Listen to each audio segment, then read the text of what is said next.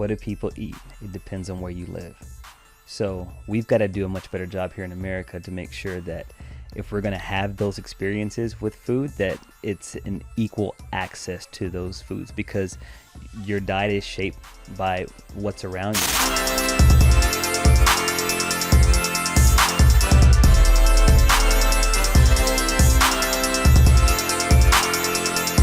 I want to talk to you first and foremost about some of the bigger issues in our society, like food scarcity, for example, and this term food desert. So can you kind of articulate what that is in the situation that we're dealing with right now? Yeah, and first off, just to go ahead and put this out there, I don't think when people think about this problem, they always talk about like having a food shortage. Right now, there's no food shortage in America. It's just that the delivery time to try to get to some of the grocery stores and whatnot has been like interrupted. But there's no like food shortage, and that's separate from food scarcity. A lot of people think that, I'm like, no, you're not in that. You aren't in that bucket, okay, bro. So when you think about it, it's a complex issue. So I want to just first off go with some definitions, maybe. So people always talk about food hunger versus food like insecurity, and then a food desert. So they're actually pretty separate, but there is a little bit of like overlap. When you talk about the food hunger thing, food hunger is much more of like a physical, personal to the individual, like you're hungry. Whereas food insecurity, that's something that actually is defined by the USDA, and there are a couple words in there that are pretty important, I think, in their definition. It's basically a person or like an individual who doesn't have consistent access to foods that would allow them to carry on a healthy and active lifestyle. So when you look at it in that perspective, it's completely different from like food hunger. And then you have the food deserts. Now, food insecurity can be caused by food deserts, and food deserts can be caused by food insecurity. And a food desert are these places around, these pockets around the U.S. that don't readily have access to a grocery store, to a supermarket, where there's not one around. They are traditionally and mainly in lower income areas. And when you get down to that granular level, there's not a huge separation between race and income. So you do see them in a lot more of the marginalized Black and brown communities. And what you'll see instead of grocery stores, you'll see like corner market stores, convenience stores, liquor stores too. Yeah, liquor stores. And and you're not really thinking about, or I think most people kind of miss what that actually means, the implications of it from a health perspective, because in those places, if you can just think about the last time you went into a like convenience store and maybe they had some bananas or some apples at the register and they were like $2. You're like, who is paying for this? But when you think about, those are the only options available. Right. So the healthy food is really expensive. So there is actually some validity to that when people say it's too expensive to eat healthy, especially when you're in a food desert. But what is accessible and what are these packaged products that are high in sugar, a lot of preservatives, a lot of things, and a lot of additives, things that don't have a lot of nutritional value. So being in a food desert also has a direct correlation to the health and wellness of that surrounding community too. Yeah, man, you just said it. That's amazing that you are so on top of this. So I knew we were going to talk about this today, so I went and looked up. This is from the CDC. They said that food deserts are, quote, areas that lack access to affordable foods that make up the full range of a healthy diet. Yeah. Right? So that's really what you already articulated, because even this concept, when I think of a desert, I'm thinking of like sand, maybe like a Jodeci video, you know what I mean? Or like, seeing a mirage. But in reality, we're talking about a situation that's desolate, right? A situation where, in this case, when we're saying food scarcity, we're saying there's a lack of health affirming foods, but there is that we're flooded with disease causing foods. It's kind of like the sand in that desert situation. Yeah, one is those disease causing foods are a lot more lucrative. Health and wellness has kind of been made like into a business, and so they're going to put those products and those offerings in places where the people can afford them. So that's why you see also you don't see a lot of investment in those areas because it's justified. Maybe the dollars aren't there, but the convenience package stuff, that people can go and buy, of course, they're going to be flooded in those areas. So yeah, it's an issue that I think is growing in terms of acknowledgement. I was reading, there was an article I was reading a couple weeks ago, and they talked about food apartheid. And when you look at that word apartheid, it's a segregation, it's a systematic segregation. And when you think of food apartheid, it's that as well. And so one thing that people are now beginning to look at are why are there these shortages in marginalized Black and brown communities, low-income communities, where these non-Hispanic white communities don't have that.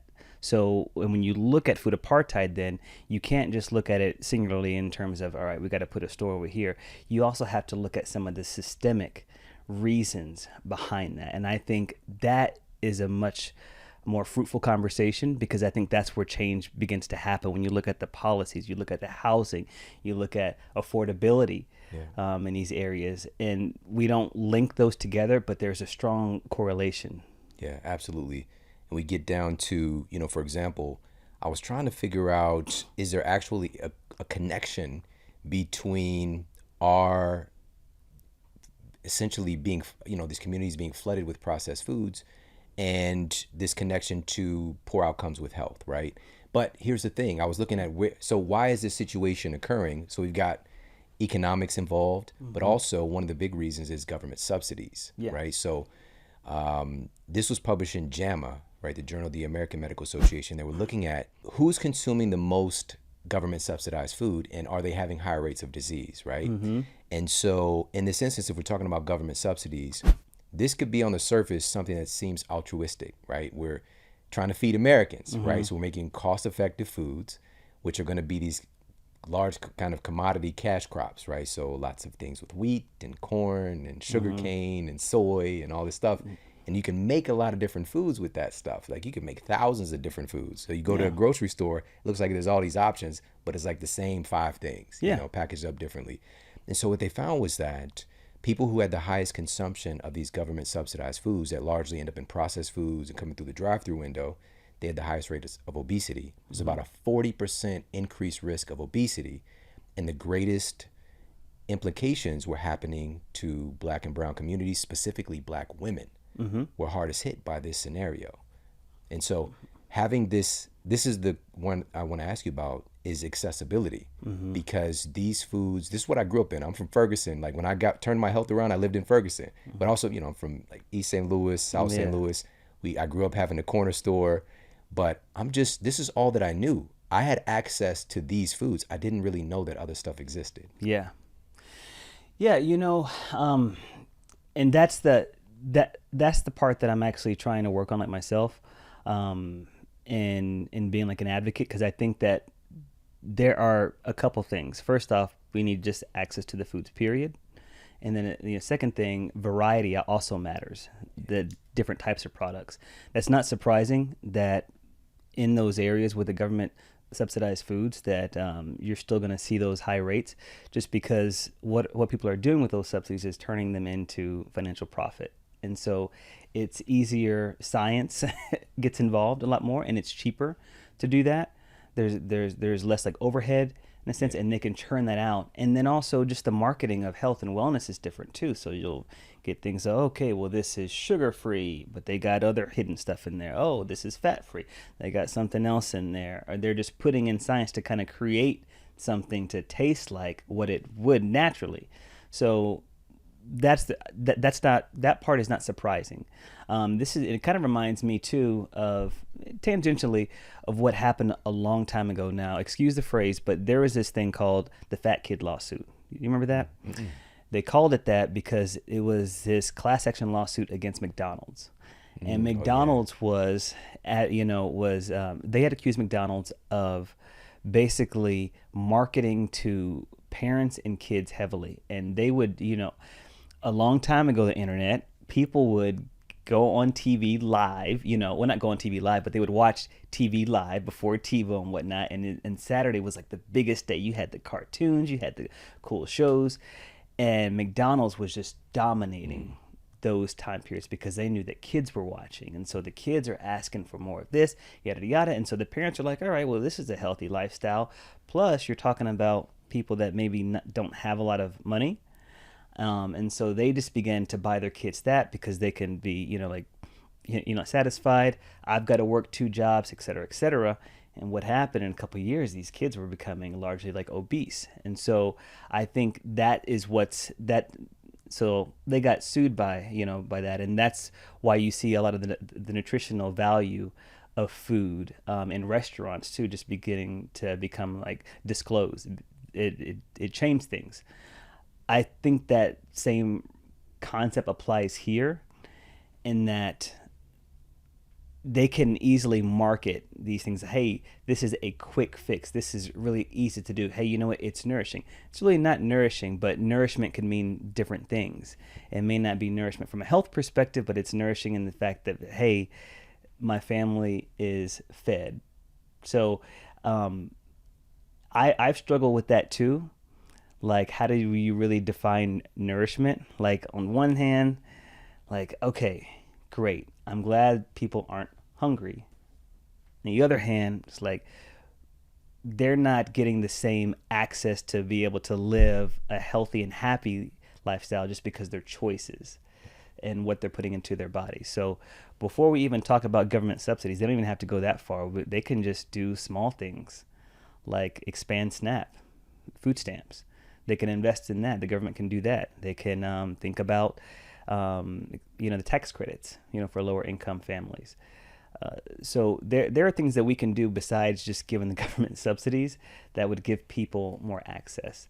The last thing I'll say here is that Amazon, I was really happy to see this. Amazon started to open up access to SNAP. So now when you go onto the food section there, there's like EBT eligible, and there's a slight discount there, but it'll tell you. So now people can use food stamps to shop on Amazon Fresh and Whole Foods online, get that delivered. So that way, if you are in the food desert, and you don't even have to sign up for Amazon Prime, it's free delivery for you if you're on like that. So that's a step in the right direction. I'd like to also see them subsidize the prices a little bit more. To be completely honest, if you're on EBT, but the access is there. It's getting there. Yeah, I love that, man. And also, we can create structures that incentivize healthy choices. We've seen just in the last couple of years how quickly things can be galvanized towards a certain goal, an accord, under the guise of being for our health. And we can do that same thing because what's really killing us is right now we're knocking on the door of about 40-ish% obesity rate here in the United States. It's unheard of. Mm-hmm. The obesity rates in children have tripled in the last 30 years. Tripled. Mm-hmm. And, you just mentioned something, it's a nostalgic vibe, man. We grew up to Saturday morning cartoons, what's that one with Michael Jordan and Wayne Gretzky? Was that called All Stars? Oh my gosh, yes. Yeah, All People Stars. don't know about that one. And Bo Jackson was also yeah, on that Bo show. Jackson, Yeah. Bo knows, man. So, that would come on, Ninja Turtles. Saved by the Bell. And we are just, having that cereal, that morning cereal, man, and whether it was the expensive stuff, the Fruity Pebbles and the Tricks, or the, I had the cheap stuff. A lot of times we had the Fruit Dots and the King Vitamin. Yeah. So, he was supposed to be like, I guess, sort of like Captain Crunch, But anyways, and even with this Captain Crunch, by the way, it's Captain. Oh, it sure is. He didn't get no actual distinguished, honorable discharge from the military, nothing like that. Like, he's not a real captain. But anyways, man, having that experience is creating this neural association. That was our access. And you just said, I don't want to stay on this point because, like, what can we do about this? But I want to say one more point about the subsidies, just to clarify, like, what that is. We're talking about in about a 20-year recent time span, the U.S. government gave almost $200 billion in subsidies to farmers who are growing these commodity crops that, again, are largely coming through the processed foods and the drive-through window, right? So it's just kind of like our government. When I say that, that's us. That's our tax dollars are paying to contribute to disease, essentially, you know, and that's kind of the system that we're in. But once you become aware of this, you can politely say no and step out of it. And you just mentioned, for example, expanding programs that help to kind of provide income, provide resources. I could have definitely used that as a kid, but because we were unaware, and it's still common today, man, because I got to talk to you about this. On Snap, top thing purchase is soda. Yeah. All right. So Of course. that's what we were buying. I didn't really know that it mattered. And that's kind of the point. So if we're wanting to get healthy, once we become aware that food can make a difference, what are some of the things that we can do if we're on a budget, or we're living in one of these food deserts, to get access to better food? What are some of the things we can do? Well, education definitely matters, here. So let me take a step back first and say, and like addressing that, I just think that overall we need to do a much better job of how we talk about the language of wellness and the language of health in America. It has become a business, period. So we have to sift through quite a bit in there, and if it doesn't align with the business part, sometimes we don't get the right messaging out there for people. But even with that, I mean, like, just think about doctors. Like, they're that first line there. A lot of doctors don't even have the background in nutrition. We think that they should be a one-stop shop. We need to teach our medical professionals too, to even just to be aware of some of the the symptoms of hunger and food scarcity, so that way we can maybe connect our medical professionals to the resources available in those different communities, so that way the people that they're treating can get the help that they need. There have been a couple things that people are doing in some of these food deserts that I think are pretty great.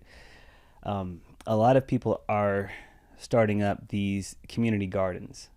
And it's not just to beautify the areas, but it's just to grow their own produce and to teach people about this. And one of them, one is in Dallas, and it's called Botan Farms, and it's like top notch.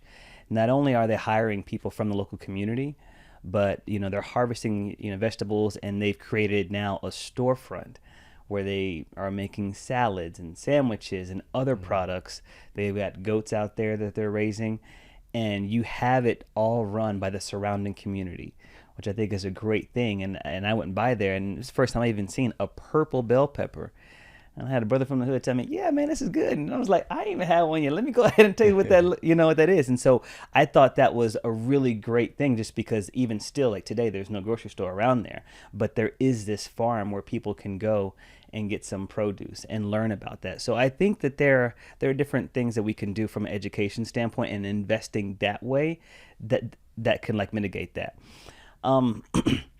Structurally though, I think it's gonna come with that. Like, the way that we look at investment in communities has been skewed and jaded for quite some time. It's been battered and deep fried in racism and bigotry, and so when you look at the different areas like on the map where people look at investing, they're not investing in these in impoverished areas. They're actually kind of running away from it, but they know that they can make a quick buck with these convenience stores. And so I think addressing that also is a thing.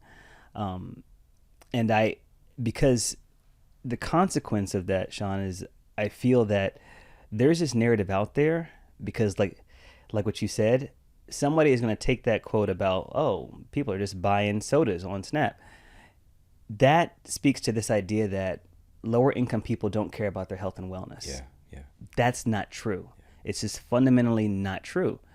Lower income people may not have access to the education about what's good for them, but also they are competing against a larger narrative that they're seeing in the news, like on TV when they walk into grocery stores. Oh, you can get this. I was doing a video one time just showing like a budget recipe. And I said, all right, let me grab some spinach. Spinach was $3, and it wasn't even like organic. I was like, dang, let me go over here and try to see if I can get it cheaper in the frozen section. I found it. Pop-Tarts, a box of sugary Pop-Tarts was $2. And I was like, where are we now in a society where like just spinach, not even a big bucket, I'm talking about just one bundle of spinach costs more than a box of Pop-Tarts. But what's marketed to people is like, we're marketing stop your hunger. That's what's coming first. So people are going to gravitate toward that. Let me just go ahead and do this. Let me just go and nourish my family that way. Whereas the conversation should be, how do we make you healthier and happier? You know, yeah. How do we practice healthful habits? And so I don't blame people for getting that because they don't really know. I deal with that now in my new neighborhood. I live down the street, and it's an older neighborhood, and largely Hispanic speaking. And so we have like a grocery store there, and I go in there at times, and I'm just thinking like, man, I have to go across town to another grocery store to get some of the options that I would normally buy. And it's just an education thing. Yeah. I could reiterate this point. Doing clinical work, I've never met one person who didn't want to be healthy. Right. Not a single person. Again, we might have cognitive biases and barriers and reasons why we believe it's not possible for us, so we don't have access, or we don't understand it, it's too hard. All these things, but like you said, it really boils down to education. Even that is an issue with accessibility. Mm-hmm. Because being in Ferguson, like, I didn't know what yoga was. There's no yoga studio. There's no like Whole Foods. I didn't know what those things were. It didn't exist to me. Mm-hmm. I knew there were 2 McDonald's literally within 3/4 of a mile. Mm-hmm. Right? McDonald's, Papa John's, Domino's, Taco Bell, Dairy Queen, if you want to get that premium cheap ice cream.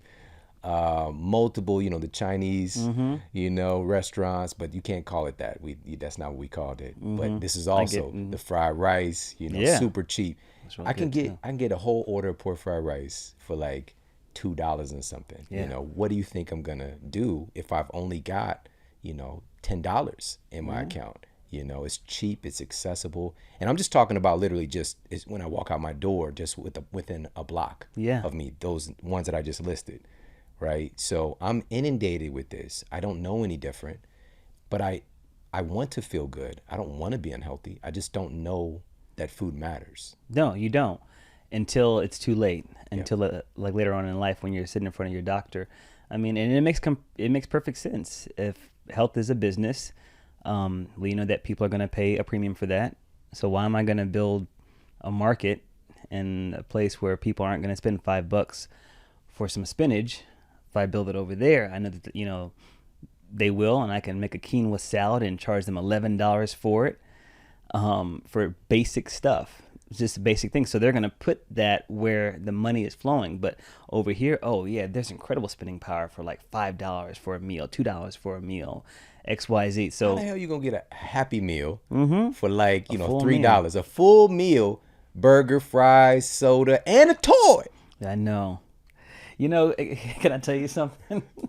So I try to keep gift cards in my console when I'm driving. When people, would ask for help, so I'll do those. I'll have McDonald's, and like 7-Eleven. They're always $5. I tell them, hey, you can go in there and you can actually eat for the entire day. I've done the math. They're like, oh yeah, thanks. And I always feel kind of conflicted. Oh yeah. But I'm like, if you're hungry, yeah. Go in there. This is the dilemma, but it's also the opportunity. Hey, $5. This person ate for the entire day, and they're not hungry. You can keep somebody alive, but kill them a little slower. Well, let's say that. Kill them a little slower, but also, we're not necessarily thriving. That's really what we're trying to move towards. Yeah, you know what I mean. But I love that actually because it's finding a way to make it cost effective in that moment. And, but again, it just boils down to how in the world is this so inexpensive, You know, that's the question. Yeah. Because again, like you mentioned, spinach, like, you know what? The other day I was walking with my family, and this is something, again, I never walked with my family. You know, like that wasn't a thing. My mom's not Yeah. about to walk with me. You Yeah. know, like we go outside and play, but you know, me and my brother, mainly me and my brother. But yeah, man, we were walking and I saw this yard, and it was like perfectly manicured. Every blade of grass was like Yeah. the same. The color was on point. And compared to the neighbor's yard, it just looked like, you know, I don't know, like it looked like the neighbor's yard. I don't. Somebody set fire to it or something Yeah. The compared to Adams this family. yard, right? But now I'm seeing this and what's gone into making this yard so perfectly manicured with grass, and it just hit me like, what if this was all food? There's so much space here to grow food. Like you have this cute grass set up for nothing. For what? For what? It has no value except, I guess, comparing yourself to the neighbor's yard. You know, Yeah. my stuff looks cleaner, whatever the case might be. But we have space, we have opportunity. Yeah. We just don't have the wherewithal to know that we can even do stuff like that. Yeah. You know, it's also culturally too. Our culture is all about this. We want everything in an instant. We want our health in an instant. We want our food in an instant. We want the internet in an instant. We want results in an instant. So I can understand. Imagine you are, like a lower income family and you're working 12 hours a day. The last thing that you want to do is come home. All right, let me see how I can deconstruct this spinach and XYZ meal. But hey, I just spent $5. The entire family's fed. I can rest for a minute so I can go out another day. So it's complex, right?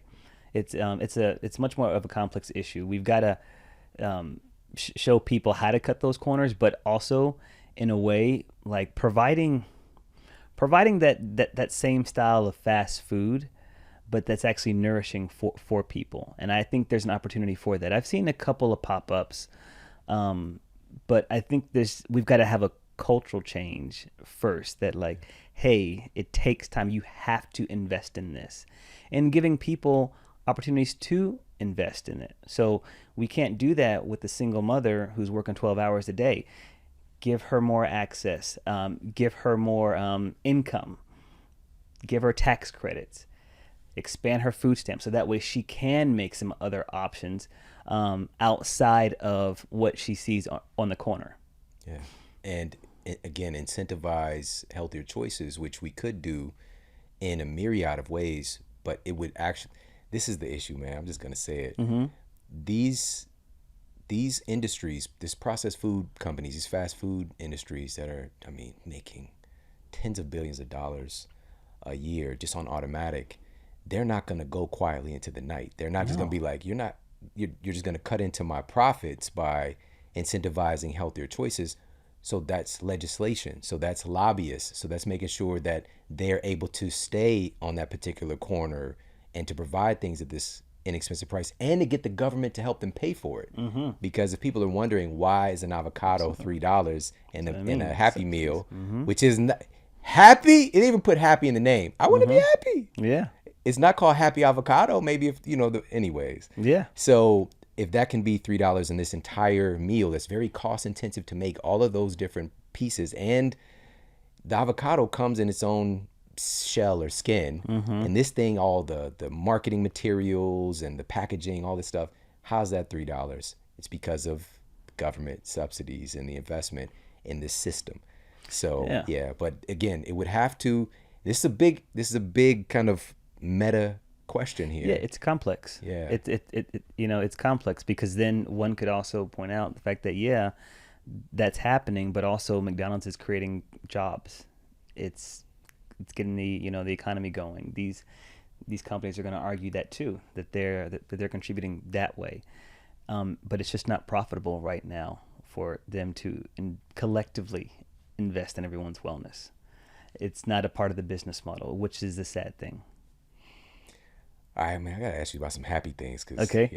we gotta get a Happy Meal or something, because this is big stuff, man. And this really shifts us to, again, you gave one solution, which is community gardens, for example, which they're popping up all over the place because more people are getting access thank you so much for the work that you're doing. You know, you make food fun, make it sexy, make it uh, interactive, achievable, all the things.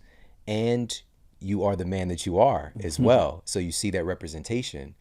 And so, like, we're shifting culture in these really interesting ways. And so, this is happening at the same time as the other stuff. So, community gardens, if we are kind of on a restricted income and we're just trying to get by, but we are wanting to be healthier, what are some of the other things that we can do as far as like finding food at affordable prices, or maybe, you know, what are some different things we could do with our grocery shopping?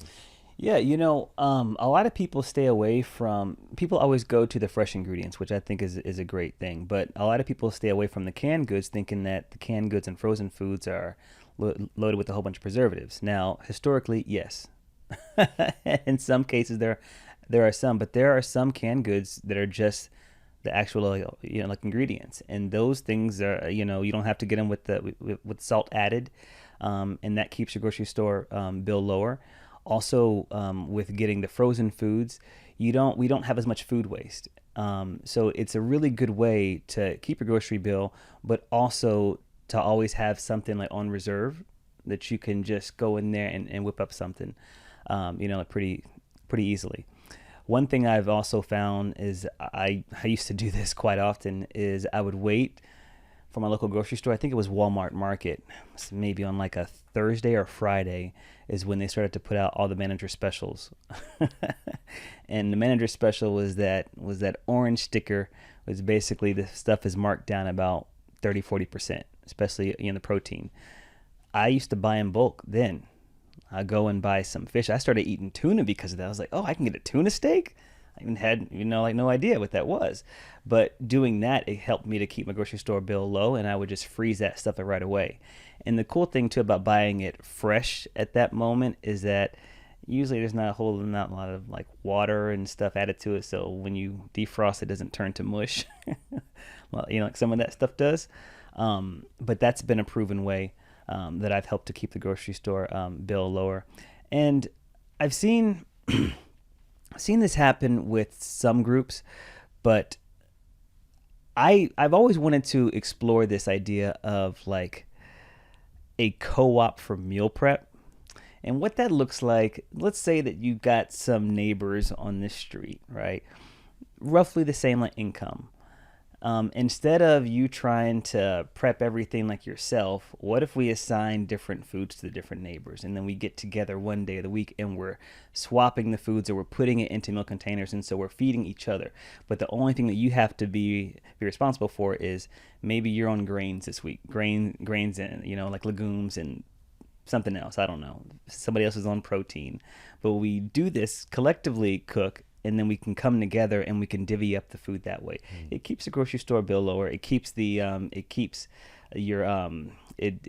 I guess like your overall time in the kitchen lower too, because you're just focused on that one thing, so you're not having to do like too much. And it's also a good way to share like socially. And it's the sharing of like socially in this process of cooking that you actually get to elevate like other problems. You get to see, hey, this person's needing a little bit more help over here. Let's go ahead and like show them some more love. And so I've always been curious to see if that could work on a larger scale. I've seen it work in really small pockets, but I just wonder if we could roll out this idea of like community co-op meal prep. I love that, man. I love that because that's really how we evolved. In this tribal construct, there are people who grew and did certain things, and it's their job, and everybody's kind of coming together for that tribal feast. That's really remarkable, man. It's just like no, I like the idea. I'd be one. And I want to ask you about this. This is a perfect segue too. And by the way, if somebody's like, well, canned good isn't the best idea, we're missing the point here. Correct. We're talking about in a low income context, we get some canned sardines packed in water or packed in olive oil versus the Pop-Tarts. Yeah. Right? You know what I mean? So just choosing the thing that has more nutrition, that's closer to its natural state, versus this artificial thing that just has no resonance whatsoever with anything healthy. Yeah. You know, so I love that, man. That's we gotta be able to keep things in context and not dogmatic. Yeah.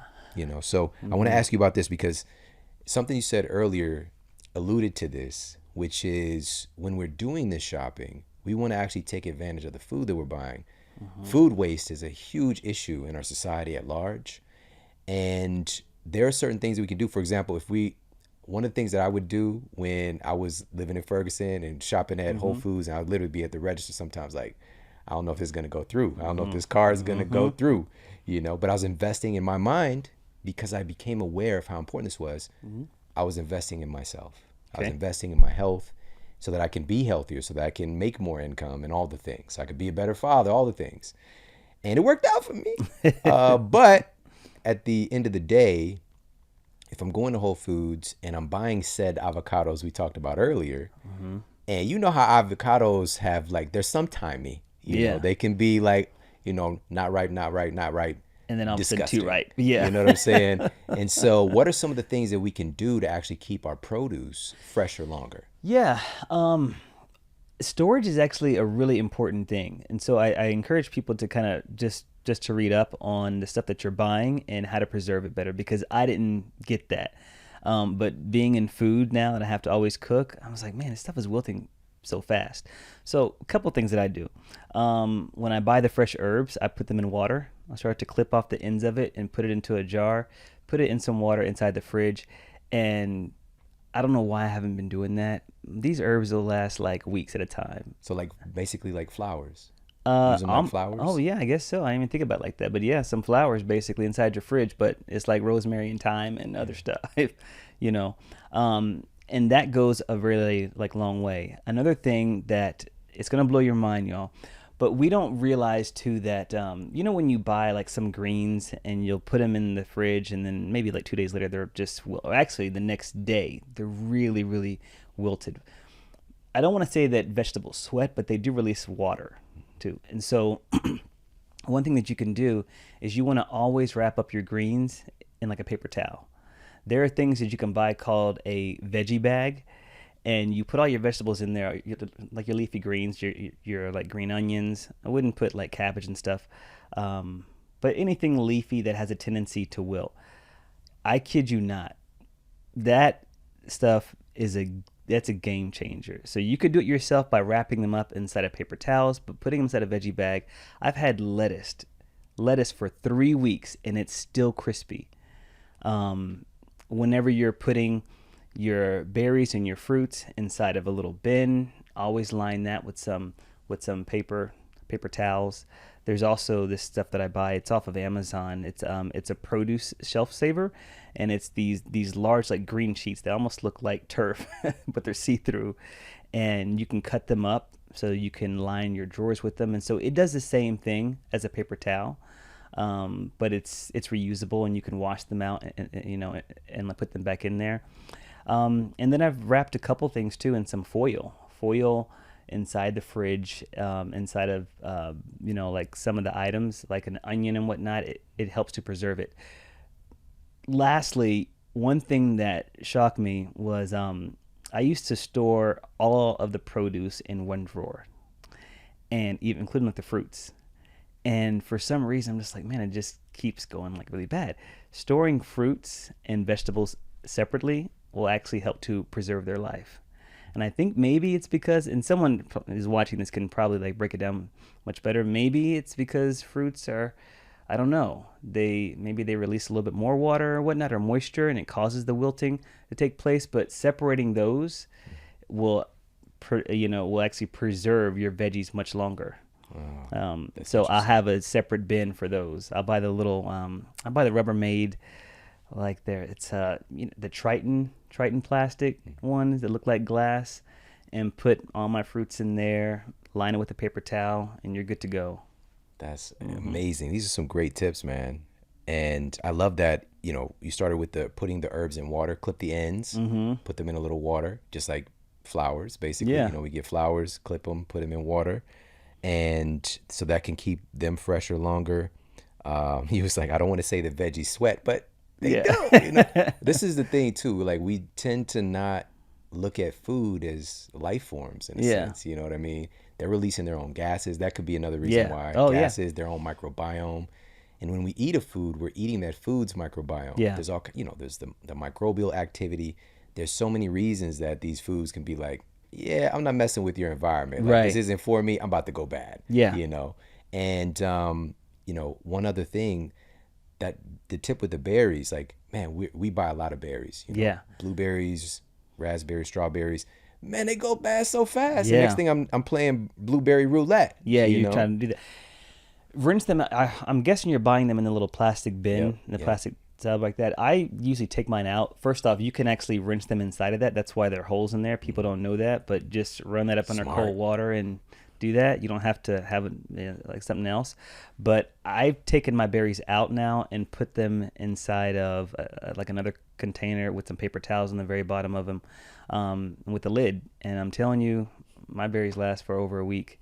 In fact, I have some blackberries still in my fridge today that I bought, gosh, I want to say the week before last, and they're still good. That sounds unreal to me right now. Yeah, I know, but it's stuff that actually works. I don't think that we don't think about these types of things, right? Yeah. We just, hey, it's food. It should do what it's supposed to do. Hey, get fresh again. Yeah, you actually have to do some stuff to it, to make it do that. And by the way, with the avocados, what tends to happen is, again, you'll be waiting for them to be ripe, and then they'll go bad really quickly. Right before they're like, like tomorrow this is gonna be perfect, put it in the fridge. Oh yeah, Put it in the fridge. I store all my stuff in the fridge. I store a lot of stuff. I store my bread in the fridge too, just because, plus it's Texas, so it gets hot and that stuff will ferment and you got mold in 2 days. But doing that, it really doesn't preserve the life of it. When I buy the hard avocados that are like a rock, I put them in a paper bag and put them on top of the fridge for about 2 days. And I'm telling you, right after that, it's good to go. So they either go like in the fridge or they go in my mouth. Yeah. Awesome, man. So good. And by the way, another thing I just found out about is freezing the avocados, right? So once they're ripe, scooping out the meat, like if you want to use them for smoothies. Yeah, of course. Right? Yeah. Put them in a freezer bag and then store them that way. Before people start going and throwing out all their veggies, because sometimes we can do the aspirational buys in the grocery store. We're like, oh, I'm going to eat all this. I can't wait. Does it look like a science project by Friday because you're not really eating it? There are ways that you can preserve that stuff too. So you can use it. So make a frittata, make a casserole, but also blending those things together. If you've got some berries that you think are kind of or whatnot, and some other fruit, blend that stuff together and make ice cubes out of that, and then add those to your smoothies. Small things like that, it goes a really long way. You could even, in fact, I love this one. Take those berries, roast them, so they'll become almost like a cobbler. Yeah. Put a little bit of sugar in there, roast them, put those into like an ice cube mold. When you add those to your smoothies, oh my God, roasted berries have so much more body to them. So it's just things like that. You don't always have to throw out everything. Ugly food is okay. Ugly food is okay. That's one of the big, put that on the t-shirt. Ugly food. Now, if it's meat, you throw it away. You on your own. That brings me to asking you about some weird meat that you ate out there. Your eyes are like, what is this dude talking about? When you were in Iceland. Yeah. Right? So a big part of the reason that we eat the foods that we eat is culture. Whether we realize it or not, we are existing where our thoughts, our beliefs, our actions are a result of our culture. Our culture is kind of like a container that we're operating within, right? It's like a shoebox, and we're kind of existing within this box. And, it's going to determine, like I said, all the things that we do in the world. So culturally, there are certain foods that you just eat. There's certain things that you don't eat. There's certain things you have no idea exist. So I want to talk about, let's talk about, first of all, that food experience. Yeah. Because you've done something really remarkable, which is you grew up in a certain culture and you found this amazing impact that food can have. And then you had the audacity to say, let me go to these different cultures around the world and see what is going on with food in these different places. So talk about that. Talk about that Yeah. most recent experience and why you're doing that anyways. Yeah, this is my language too. I mean, like this is I can talk for at lengths on this one, but the one you're talking about was in Iceland, and there's this typical food called harkel. I believe I'm saying it right, but it's rotten shark, and it smelled so bad that the bar owner made us eat it outside because it's just so fragrant. I say fragrant because I don't say it's funky. It's terrible. And it was like little cubes, and I tasted it, and it was just like immediate repulsive. It was bad. But and then understanding why people are eating that is like it's dated back. I mean, if you ever been to Iceland, it's very, very, very cold up there. Mostly cold, than warm, and so preservation of food was a big thing. And so they would take the shark, and so they had to preserve it over months because you can't go out and do anything else. It's frozen over. And so that's how they do that. I'm not sure why they're still doing that today. It's culture. It's culture. And a lot of people don't do that, but it's cool.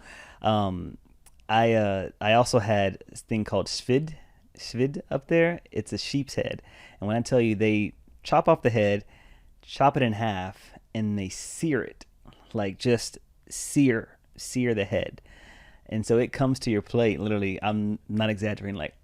Like that, the tongue hanging out, the teeth. If people who listen to the audio, my mouth is hanging open too. This is crazy.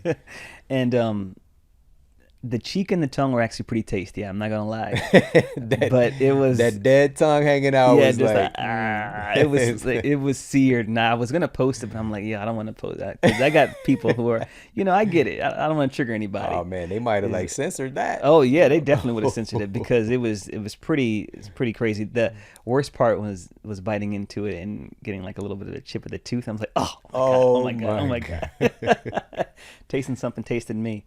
But I think what's important about these experiences and going to travel, what I tell people is like, travel isn't just for that moment. Travel is to soak up the culture, soak up the foods, soak up the experiences, and then find out, what, this is pretty cool. How can this influence my own life? How can I bring this back? So for me, in terms of food, I'm tasting all these things because I'm like, wow, this is really good. I wouldn't have thought to put something together like this. How can I take these recipes, these flavor combos to influence my own diet? And that's what I want to show people to do, like taking things that, that you may not think about and finding out how you can deconstruct it so that way it's much more healthful for you. I even tell people, especially the ones who struggle with orthorexia, and just don't want to eat out. They can't do it. You should eat out. Eating out too gives you perspective. It gives you ideas, and you can chase something. Now, when you try to recreate it, it's not going to taste the same, and it shouldn't taste the same, especially if you're trying to do this in a much more healthful way. But it should remind you of the essence. And and this is the topic that is really dear to me, just because growing up in the South with parents who are from Louisiana and South Carolina, soul food and whatnot, I'm always trying to, and heavy soul food, heavy Southern food. I'm always trying to get my family to reimagine their diets, but also other people, also especially the Black community. And so I get this sometimes online, like, Kev, I'm not sure about that. I'm like, hey, life is so much larger than what we have known, and it's not just the Black community. This is almost in every single ethnic community. Like branching out and trying new things, it's important. People always say that life is short, and I've come to realize that life is actually not so short. Actually, life is pretty long. Now, dying is in an instant, but life is long, so we don't always have. So get out there, experience life, experience new flavors, because you're going to be here for a while. And so it's to your benefit to find out other things that could contribute to your life.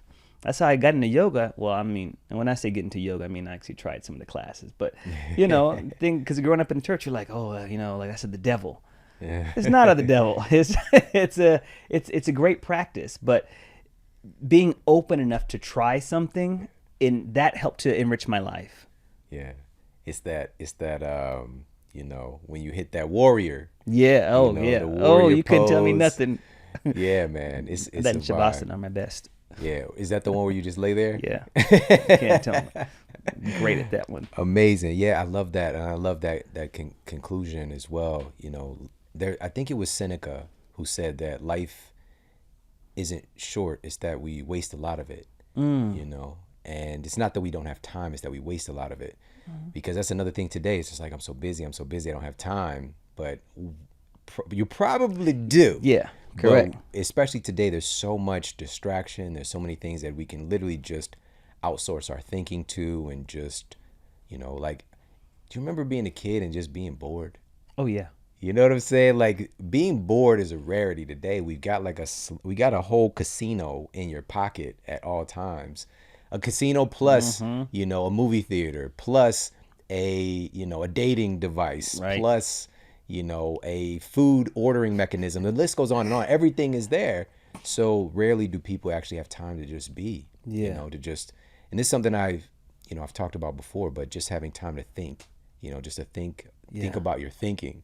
Think about, you know, your perceptions. Think about maybe where, you know, question yourself, question your biases, question your beliefs. Mm-hmm. You know, our ancestors had a lot of time in contemplation. Yeah. You know, today it's just like a regurgitation of the same shit. You know, Mm-hmm. it's just a recycling of the same ideas. And, you know, somebody might, original thought, basically for me, original thought is very rare because we Mm-hmm. don't have time to just be. You know, Yeah. we're incredibly intelligent and limitless, but we're not going to access that if we keep on distracting ourselves. Well, you know, it's funny that technology was kind of invented so that way it would make things a lot more like efficient. So that way it could free up time to do certain tasks. And so we actually had the capacity to go ahead and do that to create more time for ourselves. But the catch is whenever we create that more time, we're like, okay, great, now I got an extra hour. What can I do to fill this hour? And so it's just Right. something else. And so we Yeah. actually can do that, but whenever we get that free time, we treat it as an opportunity to fill it Yeah. with something else. But I mean, that's just it's a cultural thing. It's Yeah. just culturally, we're just that's what we want. Yeah. Going back to culture, man. Yeah. So I want to ask you about, so you mentioned your experience in Iceland, Mm-hmm. and of course, there's so much more and it's Yeah. expansive, and just to set your feet on that soil. But what were some of the other memorable places that you visited? There was some Mm-hmm. place, weren't you like harvesting rice somewhere? Oh yeah, in Thailand. In Mm. Thailand. Um, and that was a really good one. You know, Thailand, and then in Madagascar. And I call those out just because I've got such an appreciation now for rice and grains in general, just because I'm like, wow, this is the world's food. I was in some of the poorest areas um, in both those places, but you would in between some of the villages, you would see these like rice patches, and I just had respect for something. Just like, okay, even here, you know, that's all they may have is some rice, and they'll maybe eat it with like tomatoes and whatnot.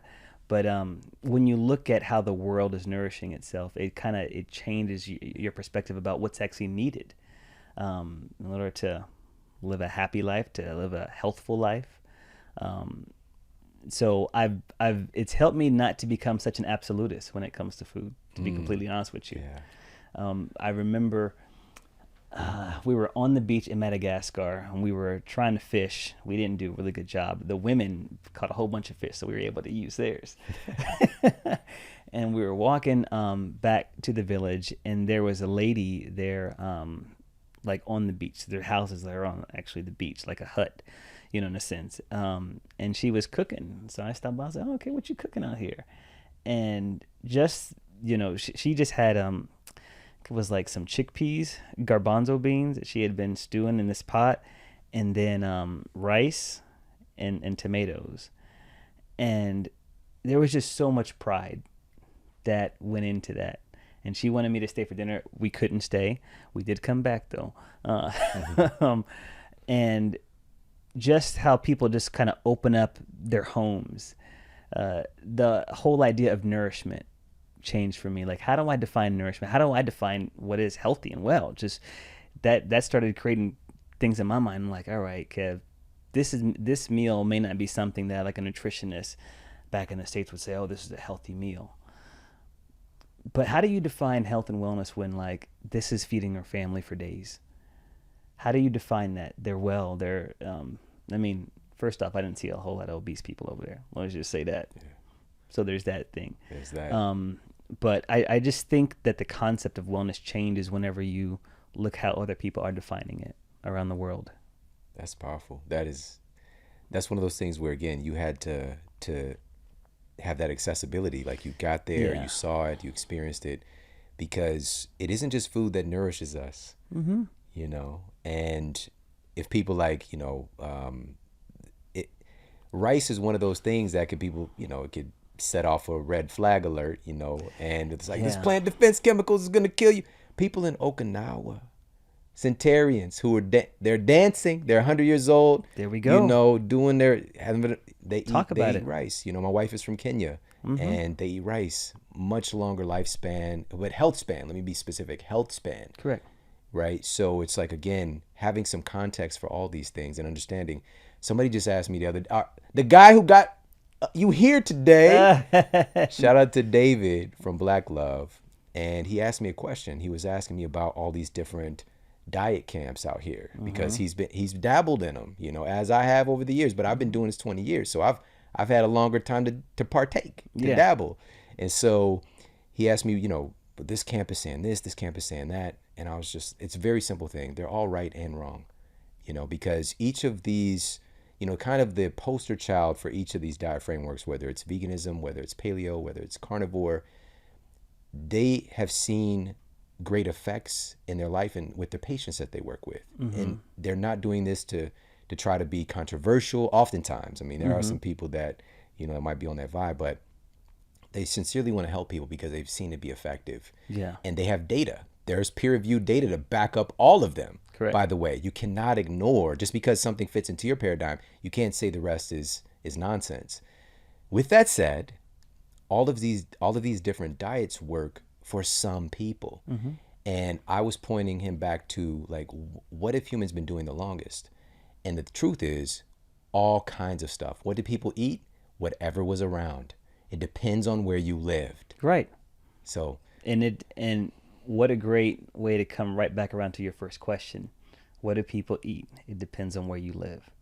So we've got to do a much better job here in America to make sure that if we're going to have those experiences with food, that it's an equal access to those foods, because your diet is shaped by what's around you and what's available. So yeah, I think that's well said.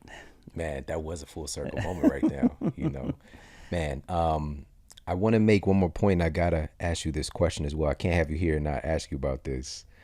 But, you know, I mentioned that my wife, you know, her being from Kenya, she really opened my eyes, and my mother-in-law as well, so much to the diversity within just that one space.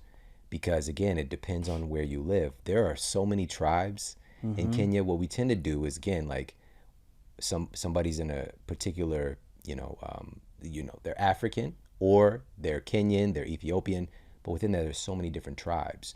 And so my wife's tribe, they're more with Dengu, Mchele, Chapati, right? Then there's tribes like the Maasai, who they're drinking blood and, you know, and milk. Milk is a big part of their diet. Yeah. Right? And they have this robust health, and their rates of chronic disease, it's just like it's almost non-existent, right? And then she shared, like, there's this other tribe that is closer to the water, to the beach, and they eat a lot of fish, right? You know, but each tribe thinks that they're the best, you know, no disrespect, all right? Yeah. And so they're like, oh, those are the people that smell like fish, you know, the Maasai, they out here, you know, with the husbandry, with the animals, whatever. But it's just understanding that it depends on where you are, right, and your culture. And what I want to encourage people to do, if they're wondering what to eat, is think about where you come from, if you can. I would do that with people coming into my office after a set amount of time. I finally started asking people, like, what is your heritage? You know, like, if you're struggling, what did your grandmother eat? You know, when she was in Sicily, or, you know, in, you know, Ethiopia, or whatever the case might be. And another thing, because you mentioned the the stank shark, the fermented shark. When I worked at a university, I would ask everybody that I worked with, did you guys have some kind of fermented dish in your Mm-hmm. culture? Everybody across the board always had a fermented food, cultured food in their culture, Right. right? And, so it's just, again, it just depends on where you live. That's a full circle thing. But I got to ask you about this. It's a vibe right now. It's summertime. Mm-hmm. People out here, sun's out, guns out, sun's out, buns out. All right. What are some of your favorite summer dishes, summer foods that we could be, thinking about? Yeah, I love watermelon, and I mean, I know it's- um yeah, I love watermelon a lot, like during the summertime because it is so hot. It's very hydrating. So anything with watermelon, like salads, pairing that. In fact, I'm gonna give you a really good salad. Watermelon arugula. It's really pungent, and a little bit of feta. It's really great.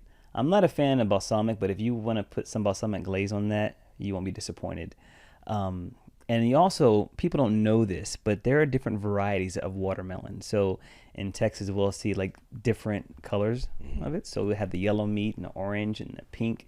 Um, yeah, variations of it. So there's room to explore there. I love, for some reason, I'm not sure why, but grilled vegetables during the summertime. I just like them just because it's one of those things that I can throw on the grill, and the smokiness of them, and getting them crisp tender. Those are some of the foods that I like to eat So, like, too. what kind of vegetables? Oh, squash. So squash, zucchini, um, onion, bell peppers, but just having them charred on the grill. I don't know. There's just something about it that really gets me, excited about it. And even though it's kind of like it's a warmer food, I love chili during the summertime. Putting that on the grill. Everything is basically on the grill in the summertime. You hear me talk about this. But making a good pot of chili too. The cool thing about chili, and I talk about this a lot, you may see like 10 different recipes on my website for chili. Chili was one of the first things that I began to make for myself when I was trying to eat better.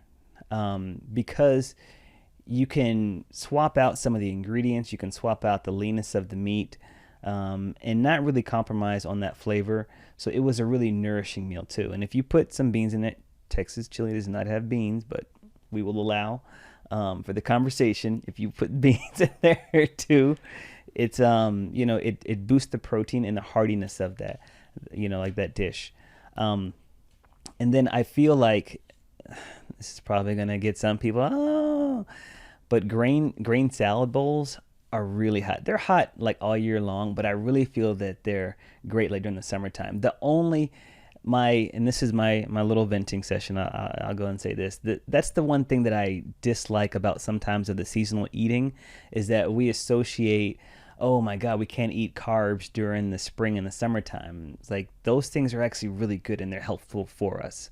But so just finding ways to incorporate grains. Like one of my favorite things to do is I'll roast a whole bunch of vegetables, select a grain. It could be brown rice. Probably don't want to select that one if you don't really like grains that much. Jasmine, bulgur, just something, quinoa. Mixing that together with that, and then throughout the week you can add a different if it's a different sauce, if it's a different salad dressing, you can add in some other elements. You can add in some cold avocado to it. Those things kind of help to trick your taste buds into thinking that you're eating something different, and it's really nourishing. But nothing is off the table for me, like during the summertime. But those are the things that just make it special. Awesome.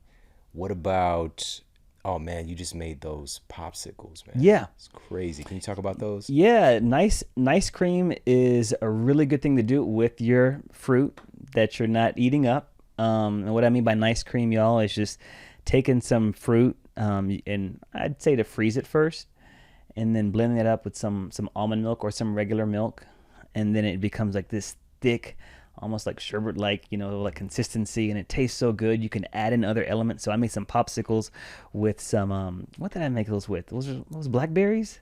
It was some I think kind I, of like I think I made them with you blackberries. might have had some, yeah, yes, that those They were with yeah, blackberries, yeah. and then I got some of those. What's that brand? Oh my gosh, it's the one that everybody gets. It's the grain free. tortilla chip brand. But anyway, but adding in adding in some of the grain-free cookies to that, and oh my gosh, it was whew, those bad boys were so good. Everyone loved it too on the internet. But things like that, I think, are really good ideas that we don't think about doing more often. And if you are going to make nice cream, here are my tips. You want to freeze the elements that are going to give you the thickest texture. So bananas work very well. Avocado works very well too. And just pro tip, avocado with a little bit of cacao and some agave or some maple. You got your own fudge, and it's really good. And mango. And sometimes coconut, but those are my go-tos in terms of making something really good and thick, like, because you need that fat content, and even though banana doesn't have that, it's got the gooiness. Awesome, man. That's so good. And also, this is something when making popsicles, it sounds like fun to do, interactive. You could do Some with of the your family. kids, yeah, kids love that. Yeah. You're saving too on buying that kind of stuff, and the best thing, some people maybe put off like, oh man, I got to buy this and that. But I'm telling you, it just takes one time for you to make this stuff and you realize just how easy it is. But the benefit of doing this kind of stuff is that you know exactly what you're putting into your body. Yeah. And that's great. And if you can make it as healthful as you want it to be. Or not. Oh my God, man. I appreciate you so much. One of the things about our culture, where we come from, seasoning is very important. Oh, yeah. All right. It's about that seasoning. And we grew up with the Lowry's. All right. Yeah, that was just a staple. And like you can get drove by your whole family and your community if you don't season your food properly. I know. And you decided to like step up and to upgrade seasonings. Yeah. And that's one of the things you have going on right now. Talk about that. Yeah, we've had the spice line for about maybe since 2019, and it's one of my favorite things, just because seasoning is very important. And when I first started out, people were telling me to go buy the Mrs. Dash stuff, and with the zero sodium and the oldness of some of those spices, it tastes kind of like cardboard. So what I wanted to do was we can put some sodium in there, but very small amounts, so that way people can be heavy-handed with it if they need it to be. Because I really love seasoning. I like to be able to taste the food. Like if you make me food and my breath don't stink afterwards, you ain't cook enough. My breath got to stink with the food. But so I made this system to show people how easy it is to season up your food. So there's one called the land seasoning, which is for anything that grows on the land, also in the air too, because birds, And then there's one like a citrus blend for the sea, and that's one of the top sellers that people really like that because it's really fragrant and got that sour, salty, like, what is it? Umami type of almost effect to it. And then there's one called the Everyday Blend, which is it's like a base blend. And that one, I really wanted to do that because culturally we always reach for the Lowry's and stuff. And Lowry's, while it tastes good, man, that stuff is high in sodium. Yeah. So I made this spice system so that way to show people how to season food without putting in so much sodium. Yeah, and also of course Lowry, they're not sourcing like high quality ingredients, you know what I mean? So, but again, it's a cultural thing. Yeah. And now we can take what we're doing and just upgrade those things. And that's what I really love about what you do. Is those upgrades, man. So, yeah, it's pretty dope. It's a process, man. It's definitely a process cuz I understand you want to do stuff for the culture. And honor the ancestors. Like for instance, I got people just came from my neck. I had so many messages about this. I was showing how to cook up some chicken breast so it wasn't going to be dry, and the first step was taking out of the package. Now I don't wash the chicken just because it spreads germs around. It's been proven, microscopic stuff. And so, oh my God, I can't believe you're doing that. It's got so many germs on it. Well, hopefully you're cooking off those things. Like it's got to cook to a certain temperature. Wash your chicken? Yeah. So, but things like that we'll just keep on doing. But we need to begin to ask questions. This is the last thing I'll say because this is a funny story that my pastor once shared just to show you what we do sometimes without even questioning it. He was making Thanksgiving dinner and his mom was there. And so he was doing everything. He had the turkey ready and he was about to put it into the oven. And then he split it down the middle and then put it on 2 trays. and put it in there. And his mama said, "Baby, what you doing with that?" He's like, "Mama, I'm doing the way, the same way that you did it." And she started laughing. He said, "What's so funny?" "Baby, I did that because it wouldn't fit inside of the oven." But he was just recreating it blindly, just doing that just because it's something that his mom showed. But we don't have to always do the things that our ancestors did. We can evolve and grow, and still honor the heritage, but in new ways that are much more healthful for us. Yeah, I love that, man. Bro, you are amazing. Can you let everybody know where they can follow you, find your cookbook, all the things? Yeah, you can get my cookbook off of Amazon, Fit Men Cook. It's 100 plus like recipes from meal prep, and people really like it just because it shows you how to go about devising a meal plan. I'm not an absolutist, so there are foods in there for everybody, for all like kinds of diets. And then if they want to follow me on social, Fit Men Cook everywhere. And then you can also find my products too up under The Fit Cook. Hey, if you like this video, make sure to check out this video right here. I'm now 64. I quit running competitively when I was 30, and I shifted away from endurance and more toward speed and strength. But I was able to make that transition to the point where now I feel pretty competent as a strong, lean guy who performs pretty well in the gym, but also I sprint. I play ultimate frisbee with 20-somethings, and I can keep up with them.